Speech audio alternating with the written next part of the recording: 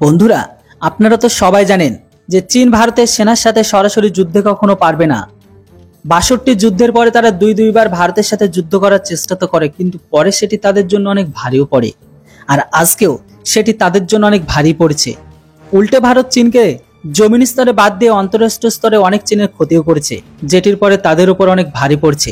আর আজকে সেটা ভারীও পড়বে, যে খবরগুলো আপনারা প্রায় দেখেও থাকেন। আর এই কারণে চীন বদলা নেওয়ার জন্য এলএসসিতে চীন কিছু না কিছু অবশ্যই করে, যেন ভারতের কিছুটা ক্ষতি করা যায়। তো বন্ধুরা, আজকে আমরা চীনের একটি বড় কর্মকাণ্ড সম্পর্কে কথা বলবো, যেটির উপর ভারতের সেনা অনেক রেগে যায়। তো বন্ধুরা, অনেক বড় একটা খবর, তাই ভিডিওটিকে শেষ পর্যন্ত দেখুন আর চ্যানেলটিতে নতুন হলে সাবস্ক্রাইব করুন। বন্ধুরা, আপনারা তো সবাই জানেন ভারতের সাথে যুক্ত যে সমস্ত সীমানাগুলো চীন তাদের নতুন গ্রামকে পর্যন্ত বানিয়ে নিচ্ছে। অরুণাচলের কাছে তো চীন তাদের ছোটখাটো গ্রামকে পর্যন্ত বানিয়েছে। ভারতের স্যাটেলাইট দিয়ে সেটা সম্পর্কে সম্পূর্ণ ভেরিফাই করেছে। ভারতের সেনার বক্তব্য এটাও আছে যে সীমানার কাছে চীন প্রায় ছোটখাটো 50টি এরকম টাইপের গ্রামকে বানিয়েছে, আর তাদের ইচ্ছা কম করে প্রায় এরকম 100 টাইপের গ্রাম তৈরি করা। বন্ধুরা, রিপোর্টে তো এটাও বলা হচ্ছে যে এলএসসি থেকে অরুণাচল প্রদেশে পর্যন্ত ড্রাগন 100টি জাসুসি গ্রাম বানানোর পরিকল্পনা করেছে। কিন্তু ভারতের সেনাবাহিনীর এখানে রাগ তখনই করে যখন জানতে পারে যে চীন অরুণাচলের লোককে পয়সা দিচ্ছে তারা যেন এই গ্রাম থেকে ভারতের সেনার জন্য জাসুসি করে। চীন প্রথম থেকে তাদের লোককে এই গ্রামে সেট করা শুরু করেছে। এর জন্য চীন সেই সমস্ত লোকগুলোকে একটা বড় পরিমাণে কিন্তু টাকাও দিয়ে দিয়েছে।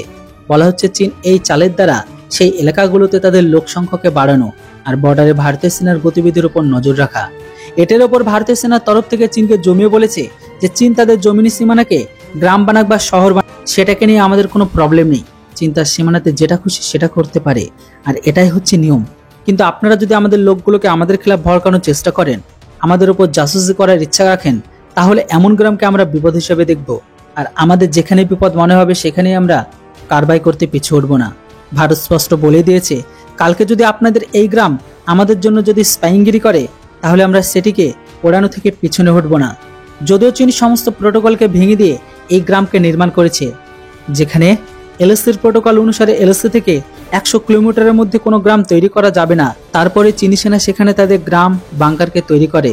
যেটাই হোক, চীনের এই গ্রাম আজ নয়তো কাল ভারতের সেনার জন্য একটি বড় প্রবলেম তৈরি হবেই হবে, কেননা সেগুলোতে সাধারণ লোক কম, মিলিটারির সংখ্যায় বেশি। তো বন্ধুরা, এর জন্য ভারতের তরফ থেকে কি প্ল্যান বের করা উচিত, অবশ্যই আপনাদের মতামত কমেন্ট বক্সে লিখে জানান। Thanks for watching. জয় হিন্দ, বন্দে মাতরম।